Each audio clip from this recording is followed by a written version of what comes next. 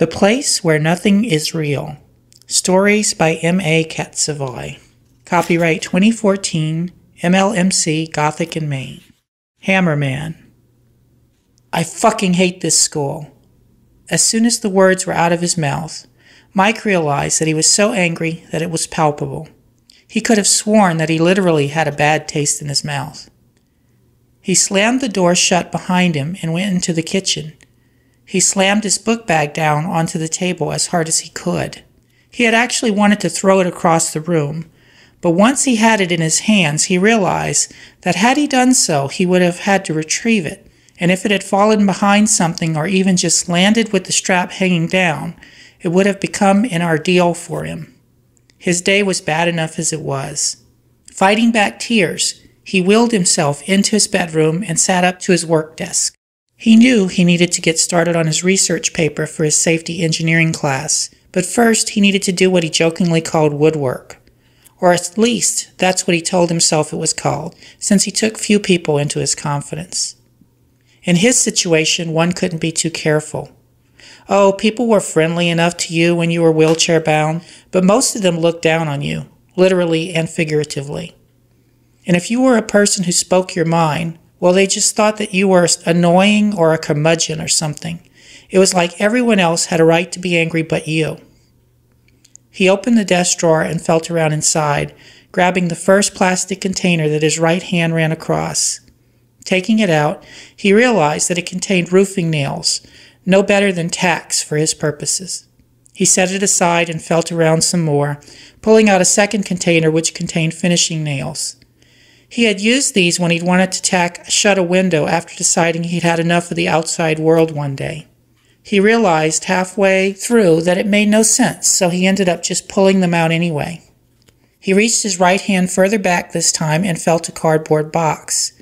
Smiling, Mike pulled out a box of galvanized 9-penny nails. He put the others back and set the box in his lap. Opening the left drawer, he found the only item in it, the hammer that his cousin Angelo had bought for him after the first construction site visit. "Ange, man, thanks, but you didn't have to," he had said. His cousin just gave him the same look he often did when he knew something about Mike that he himself had yet to realize. "Yeah, I did," he responded. "You need one of these." He took the hammer out of the drawer. Placing it on the desk, he wheeled himself to the side of the desk, reached behind it, and brought out a 1-foot-long 2x4. He was so angry, the first nail was halfway through in just 4 strikes. 5 minutes later, he realized he'd driven in every single nail from the box, and even a couple of the finishing nails. Good thing the neighbors had the TV up loud, as usual, and they were likely already stoned or drunk. That's the kind of people that cheaper college housing seemed to attract once an older neighborhood fell out of favor or some developer built some new apartments closer to a university. He calmly put the hammer away, put away the boxes, and placed the board in his lap. He wheeled himself back to his kitchen, opened the pantry, and threw the board into it, atop a stack of similar 2x4s filled with nails. Shutting the door, he wheeled back to the table and picked up his book bag, which he placed on his lap. He wheeled back to his work desk and pulled out the books and photocopied articles he'd borrowed from a classmate in his study group, since he couldn't afford the new laptop he needed to do his work online. When his 5-year-old HP died, he didn't mind so much, because that unfortunate problem had made him a fixture at the university library, and most of the people he liked worked there. There it was, the start of his lousy day, the day he found out that his 2 favorite faculty members, Drew and Liz, were leaving. What made it worse was that Drew had agreed to be his own personal librarian, helping him with everything from research to letters to the editor. It was one of many lousy days that seemed to add up, end to end, ever since the university promoted Larry Banilo as the new Assistant Vice President of Academic Affairs. He'd found out that morning that Drew, an assistant archivist, and his wife Liz, an assistant professor in the biology department, were both bugging out, all because of Banilo. They jokingly referred to him as Barry Manilow, complete with Cajun-themed parodies of Manilow songs, spelling his last name with an E-A-U.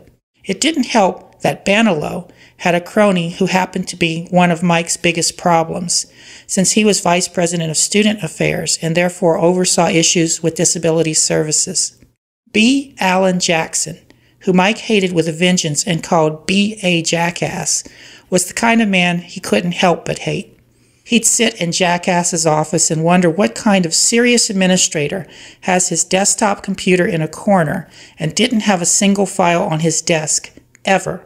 The topper was that he was as artificial as the silk ivy plants that he had everywhere on his shelves, rather than books. He'd heard that Jackass once cited a blog in a serious presentation to colleagues. Word was you could hear a pin drop among the professors who must have realized that education was dead the minute Jackass opened his mouth. The two had turned the small university into a version of a glorified high school, where they and their cronies were promoted and allowed to do whatever they wanted, and anyone who stood where they wanted to stand was simply removed via one means or another. One of those means was making people miserable, which they had done to Drew and Liz. Jackass was now making Mike's life miserable. Today's run-in with him was because the university was ostracizing Mike. He'd written a letter to the top dog about how badly he was treated during a storm evacuation, where he was forcibly wheeled out of his dorm and left in the student union, pretty much alone, all for his own good, of course, and all because he'd not been told to sign some dumbass piece of bullshit paper as a waiver, or at least that is what he was informed later after the fact.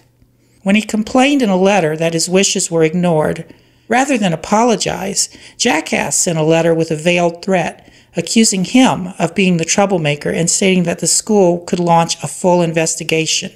Mike was so livid in the Jackass's office that he broke down crying, at which point Jackass made him feel even more helpless by belittling him. This was just the most recent of many instances that he'd had a run-in with the man, and none of them ever ended well. The first time he went to Jackson's office to talk about issues with disability services, the guy took a patronizing attitude for about 10 minutes, an insult, and then held up a finger to shush him, as if he were a child, at which point Jackass went into a diatribe about his military service and how he was self-made and how he watched friends die and how he could tell Mike what real pain was like. Then he had the nerve to tell Mike that he needed to straighten up or he'd never be a pillar of society like he was, or like his friend Angelo. Mike left that meeting thinking Ange would have killed that guy. His cousin had been in Desert Storm, had been within feet of a fellow soldier who took a bullet from a sniper, and Ange did not come back a self-righteous asshole. In fact, if anything, it made Ange a better person, at least to him. Once he got back, he could not do enough for Mike, and he treated him as if he really got what it meant to be in Mike's shoes. Or wheels, anyway, as Ange once joked. He took Mike to all the construction sites that he worked on because he knew that his younger cousin wanted to be out there, building things with his hands and legs. He'd talked to his foreman about letting Mike watch safely, and the guy had so much respect for Ange, his assistant foreman, that he couldn't say no. Mike was given his own hard hat and allowed to watch any time he could get out to a site. After a second nail-to-board therapy session, Mike was able to actually get some of his reading done. After a few hours, he heard a knock and knew that it was Angelo. No one else visited him lately. He suspected that the Jackass had done what he could do to make sure that staff never came to pay him visits anymore, like they used to before the brain doctor arrived. When he told Drew and Liz about this, they just looked sad and said that this was one of the tactics that new administration used. Their colleagues were now avoiding them at lunch.